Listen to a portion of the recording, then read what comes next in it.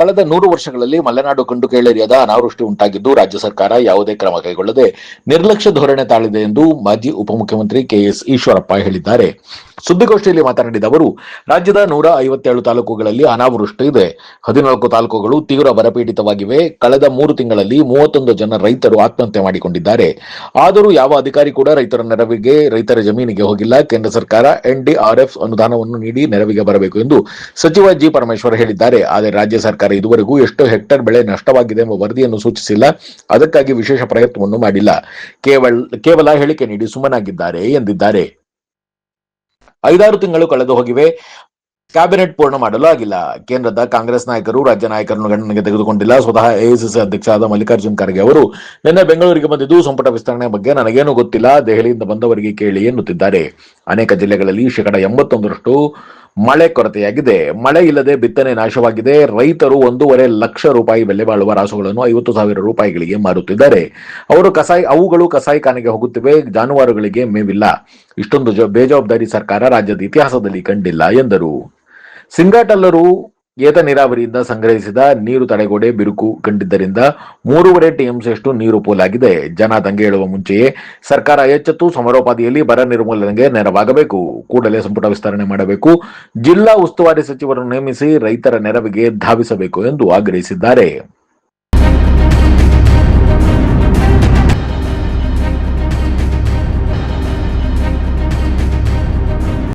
ಒಂದು ಸಣ್ಣ ಬ್ರೇಕ್ ನಂತರ ಕೆಎಸ್ ಈಶ್ವರಪ್ಪ ಏನ್ ಹೇಳಿದ್ರು ಕೇಳೋಣ ಬನ್ನಿ.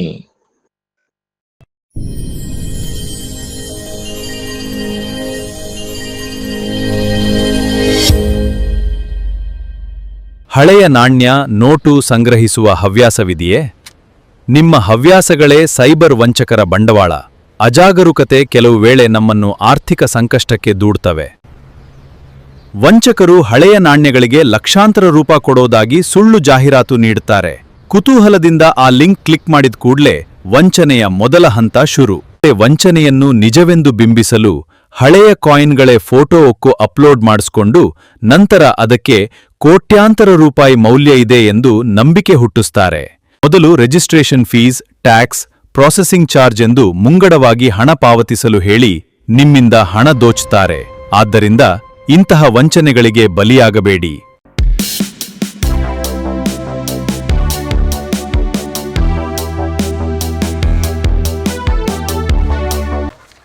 ನೂರು ವರ್ಷಗಳಲ್ಲಿ ಕರ್ನಾಟಕ ರಾಜ್ಯಕ್ಕೆ ಇಷ್ಟು ಮಟ್ಟಿಗೆ ಭೀಕರ ಬರಗಾಲ ಮತ್ತು ಅನಾವೃಷ್ಟಿ ಬಂದಿರಲಿಲ್ಲ ಅನ್ನೋದನ್ನು ಹಿರಿಯರು ಹೇಳ್ತಾ ಇದ್ದಾರೆ. ಈಗಾಗಲೇ ರಾಜ್ಯ ಸರ್ಕಾರದ ಅಂಕಿಅಂಶದ ಪ್ರಕಾರ 157 ತಾಲೂಕುಗಳಲ್ಲಿ ಅನಾವೃಷ್ಟಿಯಾಗಿದೆ. 14 ತಾಲೂಕುಗಳಲ್ಲಿ ಬರ ಆಗಿದೆ. 15 ದಿನದಲ್ಲಿ 36% ಮಳೆ ಕೊರತೆ ಆಗಿದೆ. ಅಂದರೆ ನಾವು ನಿರೀಕ್ಷೆಗೆ ಯಾರೂ ಮಾಡಿರಲಿಲ್ಲ ಅಷ್ಟರ ಮಟ್ಟಿಗೆ ಇವತ್ತು ಅತಿವೃಷ್ಟಿ ಮತ್ತು ಅನಾವೃಷ್ಟಿ ಕರ್ನಾಟಕ ರಾಜ್ಯದಲ್ಲಿ ಆಗಿರೋದು ತುಂಬ ಗಂಭೀರದ ವಿಷಯ. ಕಳೆದ 3 ತಿಂಗಳಲ್ಲಿ ಏಪ್ರಿಲ್, ಮೇ,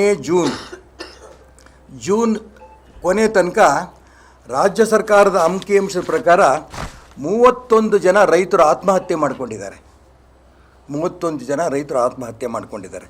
ಇಷ್ಟೆಲ್ಲ ಕರ್ನಾಟಕ ರಾಜ್ಯದಲ್ಲಿ ನಡೀತಾ ಇದ್ದರೂ ಕೂಡ ಯಾವ ಅಧಿಕಾರಿಗಳು ಕೂಡ ರೈತರ ಜಮೀನುಗಳು ಹೋಗಿಲ್ಲ. ಮಾನ್ಯ ಪರಮೇಶ್ವರ್ ಅವರು DCM ಅವರೊಂದು ಹೇಳಿಕೆ ಕೊಟ್ಟಿದ್ದಾರೆ. ಕೇಂದ್ರ ಸರ್ಕಾರ ನೆರವಿಗೆ ಬರಬೇಕು, NDRF ಅನುದಾನ ಬಿಡುಗಡೆ ಮಾಡಬೇಕು. ನಿಜ, ನಾನು ಇದನ್ನು ಒತ್ತಾಯ ಮಾಡ್ತೀನಿ, ಇದ್ರಾಗ ಅನುಮಾನ ಇಲ್ಲ. ಆದರೆ ಕೇಂದ್ರ ಸರ್ಕಾರ ನೆರವು ಬರಬೇಕಾದ್ರೆ ಎಷ್ಟು ಬೆಳೆ ನಷ್ಟ ಆಗಿದೆ ಇದು ನಿಮ್ಮ ಹತ್ರ ಸರ್ವೇನೇ ಆಗಿಲ್ಲ. ಎಷ್ಟು ಹಣ ಇದರಿಂದ ನಷ್ಟ ಆಗಿದೆ, ಬೆಳೆ ನಷ್ಟ ಆಗಿದೆ, ಈ ರಿಪೋರ್ಟೇ ನಿಮ್ಮ ಹತ್ರ ಇಲ್ಲ. ಕೇಂದ್ರ ಸರ್ಕಾರಕ್ಕೆ ಡಿಮ್ಯಾಂಡ್ ಮಾಡೋದು ಇಷ್ಟೇ ಕೆಲಸನಾ? ಒಂದು ಪತ್ರ ಬರೆದು ಹಾಕ್ಬಿಟ್ರೆ ಮುಗಿದೋತಾ? ಬರ, ಅತಿವೃಷ್ಟಿ ಅನಾವೃಷ್ಟಿ ಮುಗಿದೋಗತ್ತಾ? ಎಷ್ಟು ಮಟ್ಟಿಗೆ ರಾಜ್ಯದ ಸರ್ಕಾರ ಬೇಜವಾಬ್ದಾರಿ ಇದೆ ಅಂತಂದರೆ ನಿಜಕ್ಕೂ ತುಂಬ ನೋವಾಗತ್ತೆ. 13 ಜನ ಮಂತ್ರಿಗಳು ಆಗಿಬಿಟ್ರು, ಮುಖ್ಯಮಂತ್ರಿಗಳು. ಆ ಮುಖ್ಯಮಂತ್ರಿ ಆಗಂಥ ಸಂದರ್ಭದಲ್ಲಿ 4-5 ತಿಂಗಳು ಇದೇ ಸಮಸ್ಯೆ ಚರ್ಚೆಗಳು. ಕೇಂದ್ರದಲ್ಲಿಗೆ ಹೋಗೋದು, ಇಲ್ಲಿಗೆ ಬರೋದು. ಸಿದ್ದರಾಮಯ್ಯ ಮುಖ್ಯಮಂತ್ರಿಯಾಗಿ ಕೊನೆ ತನಕ ಮುಂದುವರಿತಾರೆ. ಮುಂದಿನ ಚುನಾವಣೆ ಕೂಡ ಅವ್ರ ನೇತೃತ್ವದಲ್ಲಿ ಆಗುತ್ತೆ ಅಂತ ಸಿದ್ದರಾಮಯ್ಯನ ಫಾಲೋಯರ್ಸು, ಸಿದ್ದರಾಮಯ್ಯನ ಮಗ ಅವರೇ ಹೇಳ್ತಾ ಇದ್ದಿದ್ದು. ಇನ್ನು ಉಳಿದವರೆಲ್ಲರೂ ಕೂಡ ಕೇಂದ್ರ ನಾಯಕರು, ಹೈಕಮಾಂಡ್ ಏನು ತೀರ್ಮಾನ ತಗೊಳ್ಳೋಂಥ ತೀರ್ಮಾನಕ್ಕೆ ನಾವು ಬದ್ಧ. ಈ ಹೇಳಿಕೆ ಒಳಗೇ ಅತ್ಲಾಗ ಒಂದು 5-6 ತಿಂಗಳು ಕಳೆದೋತು.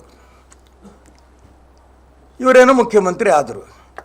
ಮುಖ್ಯಮಂತ್ರಿ ಇದ್ದ ಇವತ್ತಿನ ತನಕನೂ ಕೂಡ ಕ್ಯಾಬಿನೆಟ್ನೇ ಪೂರ್ಣ ಮಾಡೋಕ್ಕೆ ಇವ್ರಿಗಾಗಿಲ್ಲ. ಉಸ್ತುವಾರಿ ಸಚಿವರುಗಳು ಇದ್ದಿದ್ದರೆ ಅವ್ರುಗಳಾರು ಆ ಜಿಲ್ಲೆಗಳಿಗೆ ಹೋಗಬೇಕಾಗಿತ್ತು. ಆ ಜಿಲ್ಲೆಗೆ ಹೋಗಿ ಎಷ್ಟರ ಮಟ್ಟಿಗೆ ಮಳೆ ಬಂದಿದೆ, ಎಷ್ಟು ಬೆಳೆ ನಷ್ಟ ಆಗಿದೆ, ಅಧಿಕಾರಿಗಳು ಕರ್ಕೊಂಡು ಅವರು ಹೋಗ್ಬೋದಿತ್ತು, ಶಾಸಕರುಗಳು ಕರ್ಕೊಂಡು ಅವರು ಹೋಗ್ಬೋದಿತ್ತು. ಜನ ಇವರು 136 ಸೀಟ್ ಕೊಟ್ಟು ತಪ್ಪು ಮಾಡಿದ್ವಿ ನಾವು ಅನ್ನೋಂಥ ಒಂದು ಪರಿಸ್ಥಿತಿ ಇವತ್ತು ಕರ್ನಾಟಕ ರಾಜ್ಯದಲ್ಲಿ ಬಂದಿದೆ. ಮುಖ್ಯಮಂತ್ರಿಗಳು ಬೆಂಗಳೂರು ಬಿಟ್ಟು ಹೊರಗಿಲ್ಲ. ಅಕಸ್ಮಾತ್ ಸಮಯ ಉಳಿದ್ರೆ ಡೆಲ್ಲಿಗೆ ಹೋಗಿ ಬರೋದು ಕ್ಯಾಬಿನೆಟ್ ಎಕ್ಸ್ಪ್ಯಾನ್ಷನ್ ದೃಷ್ಟಿಯಿಂದ. ಕೇಂದ್ರ ನಾಯಕರು ಇವ್ರನ್ನ ಲೆಕ್ಕದಾಗೆ ಇಟ್ಕೊಂಡಿಲ್ಲ. ಎಷ್ಟರ ಮಟ್ಟಿಗೆ ಅಂತಂದರೆ ಭಾಳ ವಿಚಿತ್ರವಾದ ಹೇಳಿಕೆ. AICC ಅಧ್ಯಕ್ಷರು ಸಂಪುಟ ವಿಸ್ತರಣೆ ಬಗ್ಗೆ ನಾನೇನು ಹೇಳೋದು? ನಾನು ನನ್ನ ಖಾಸಗಿ ಕೆಲಸದ ಮೇಲೆ ಬೆಂಗಳೂರು ಬಂದಿನೇ, ಸದ್ಯಕ್ಕೆ ಆಸ್ಪತ್ರೆಗೆ ಹೋಗ್ತಿದ್ದೇನೆ. ರಾಜ್ಯ ಸಚಿವ ಸಂಪುಟ ವಿಸ್ತರಣೆ ವಿಚಾರದ ಬಗ್ಗೆ ಈಗ ನಾನೇನು ಹೇಳಲಿ? ನಾನು ಇಲ್ಲಿದ್ದೇನೆ ಅಷ್ಟೇ, ನನಗೆ ಅದರ ಬಗ್ಗೆ ಏನೂ ಗೊತ್ತಿಲ್ಲ. ಡೆಲ್ಲಿಯಿಂದ ಬರ್ತಾರಲ್ಲ, ಬಂದವರನ್ನೇ ಕೇಳಿ. ಇದು ಪತ್ರಿಕೆಗಳಲ್ಲಿ ಮಲ್ಲಿಕಾರ್ಜುನ್ ಖರ್ಗೆ ಅವರು AICC ಅಧ್ಯಕ್ಷರು ಉದಯವಾಣಿನಲ್ಲಿ ಕೊಟ್ಟಂಥ ಒಂದು ಏನು ಪದ ಹೇಳಬೇಕು ಇದಕ್ಕೆ? ನಿಜಕ್ಕೂ ನಂಗೆ ನಾಚಿಕೆ ಆಗುತ್ತೆ. ಒಬ್ಬ AICC ಅಧ್ಯಕ್ಷರು ಕರ್ನಾಟಕ ರಾಜ್ಯದವರಾಗಿ ರಾಜ್ಯದ ಸಚಿವ ಸಂಪುಟ ವಿಸ್ತರಣೆ ಮಾಡೋ ದಿಕ್ಕಿನಲ್ಲಿ ನನಗೇನೂ ಗೊತ್ತಿಲ್ಲ, ನಂಗೆ ಕೇಳಬೇಡ್ರಿ, ಡೆಲ್ಲಿಯಿಂದ ಯಾರು ಬರ್ತಾರೋ ಅವ್ರು ಕೇಳಿ ಅಂತಂದರೆ ಇದೊಂದು ಕಾಂಗ್ರೆಸ್ ಅನ್ನೋದು ಪಕ್ಷನ ಇದು? ಇದಕ್ಕೋಸ್ಕರ ಜನ ನಿಮಗೆ ಓಟ್ ಕೊಟ್ರಾ? ರಿಪೋರ್ಟ್ ಅನೇಕ ಜಿಲ್ಲೆಗಳಲ್ಲಿ 81%ನಷ್ಟು ಬೆಳೆನೇ ನಾಶ ಆಗಿದೆ. 81%ನಷ್ಟು ಮಳೆ ಕೊರತೆ ಅನೇಕ ಜಿಲ್ಲೆಗಳಲ್ಲಿ, ಹಾವೇರಿ ಜಿಲ್ಲೆ, ಗದಗಲ್ಲಿ, ಆ ಕಡೆ ಭಾಗದಲ್ಲಿ. ಬಿತ್ತನೆ ಎಲ್ಲ ಆಗಿ 1.5 ತಿಂಗಳಿಂದ ಆ ಮಳೆ ಇಲ್ದೇನೆ ಸಂಪೂರ್ಣ ಬಿತ್ತನೆ ನಾಶ ಆಗೋಗಿದೆ. ಭಾಳ ದುಃಖದಿಂದ ಹೇಳ್ತಾ ಇದ್ದೇನೆ. ಯಾರು ತಗೋಬೇಕು ರೈತ? ಈ ಹಸುನ, ದನನ ಇದನ್ನು ಮಾರಾಟಕ್ಕೆ ಅಂತ ಅಂದ್ಕೊಂಡು ಕೆಲವು ಕಡೆ ಜಾತ್ರೆ ಕರೀತಾರೆ. ಜಾತ್ರೆಯಲ್ಲಿ ಆ ಹಸು, ಕರು, ಎತ್ತು ಎಲ್ಲ ತರ್ತಾರಲ್ಲ, ಅವಕ್ಕೆ ಹಿಡ್ಕೊಳಕ್ಕೆ ಜಾಗಿಲ್ಲ, ನಮ್ಮ ಕೈಯಲ್ಲಿ ಸಾಕಾಗಲ್ಲ ಅಂತ ಮಾರಾಟಕ್ಕೆಲ್ಲ ರೈತರು ತರ್ತಾ ಇದ್ದಾರೆ. 1.5 ಲಕ್ಷ 2 ಲಕ್ಷ ರೂಪಾಯಿ ಬೆಲೆ ಬಾಳಂಥ ರಾಸುಗಳಿಗೆ 50,000 ರೂಪಾಯಿ ಕೇಳೋರಿಲ್ಲ. ಕಣ್ಣೀರು ಹಾಕ್ಕೊಂಡು ರೈತರು ಅದು ಮಾರಾಟ ಮಾಡ್ತಿದ್ದಾರೆ. ಆ ಹಸು, ಆ ಒಂದು ಎತ್ತುಗಳನ್ನು ಎಷ್ಟು ಕಾರ ಅಷ್ಟು ಕೋಲಿ ಅಂತ ಕೊಟ್ಟೋಗಿ ಇಷ್ಟಪಡ್ತಿದ್ದಾರೆ. ಕಸಾಯಿ ಖಾನೆಯರು ತೊಗೊಂಡವ್ರಿಗೆ ಹಬ್ಬ. ಇಷ್ಟು ಬೇಜವಾಬ್ದಾರಿ ಕರ್ನಾಟಕ ರಾಜ್ಯದ ಇತಿಹಾಸದಲ್ಲಿ ನಾವು ಕಂಡಿರಲಿಲ್ಲ.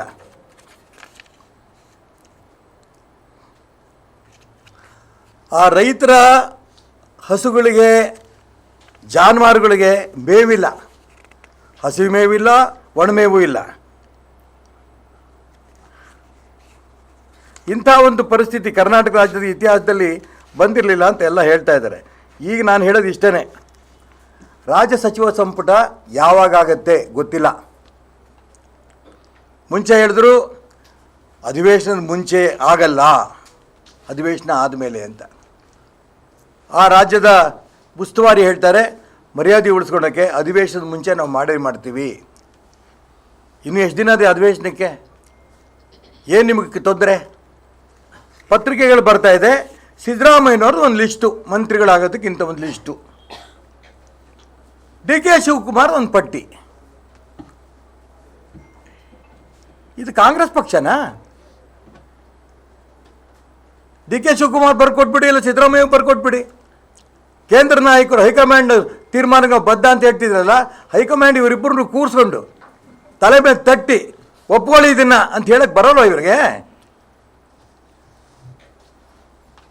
ಕ್ಯಾಬಿನೆಟ್ ಇನ್ನೂ ಎಕ್ಸ್ಪ್ಯಾಂಡ್ ಮಾಡೋಕ್ಕಾಗಲ್ಲ ಅಂತಂದರೆ ಇನ್ನೆಂಥ ಆಡಳಿತ ಕೊಡ್ತೀರಿ ನೀವು? ರಾಹುಲ್ ಗಾಂಧಿ ಮೇಲೆ ಹಾಕ್ತಾ ಇದ್ದಾರೆ, ಯುವಕರಿಗೆ ಅವಕಾಶ ಕೊಡಬೇಕು, ಇವ್ರು ಕೊಡೋಂಥ ಎಲ್ಲ ಪಟ್ಟಿನ ಅವ್ರು ಕಿತ್ತು ಬಿಸಾಕ್ತಾ ಇದ್ದಾರಂತೆ, ಲೆಕ್ಕಕ್ಕೆ ಇಟ್ಕೊಳಲ್ಲ. ಯುವಕರಿಗೆ ಅವಕಾಶ ಕೊಡಿ. ನೀವು ಯುವಕರಿಗೆ ಕೊಡ್ತಿರೋ, ಮುದುಕರಿಗೆ ಕೊಡ್ತಿರೋ, ನೀವು ಯಾರಿಗಾರ ಕೊಡಿ. ಇನ್ನು 1.5 ವರ್ಷ ಅಧಿಕಾರ ನೀವು ಮಾಡಬೇಕಲ್ಲ. ಅಧಿಕಾರ ಮಾಡೋದಕ್ಕೆ ಜನ ನಿಮ್ಗೆ ಅಧಿಕಾರ ಮಾಡೋಕ್ಕೋಸ್ಕರ ಕೊಟ್ಟಿರ್ಬೇಕಾದ್ರೆ ಇನ್ನು 1.5 ವರ್ಷ ಕ್ಯಾಬಿನೆಟ್ ತಕ್ಷಣ ಇದನ್ನು ಎಕ್ಸ್ಪ್ಯಾಂಡ್ ಮಾಡಿ ಅದನ್ನು ಜನಗಳ ಹತ್ರ ಹೋಗಿ ಜನರ ಸಂಕಷ್ಟಗಳು ಕೇಳ್ಕೊಳ್ಳಿ. ಸಂಪೂರ್ಣ ಬಿಡದಿ. ನಾನು ಅದಕ್ಕೋಸ್ಕರ ಹೇಳ್ತೀನಿ, ರಾಜ್ಯದ ಜನರ ಹಿತದೃಷ್ಟಿಯಿಂದ ಸರ್ಕಾರ ಇರೋದು. ಮುಖ್ಯಮಂತ್ರಿಗಳು ಹೇಳ್ತಾ ಇದ್ದಾರೆ, ನೀರನ್ನು ಪೋಲ್ ಮಾಡಬೇಡಿ. ಸಿಂಗ್ಟಾಲೂರು ನೋಡ್ಕೊಂಬನ್ನಿ, ಗದಗ ಜಿಲ್ಲೆಯಲ್ಲಿ.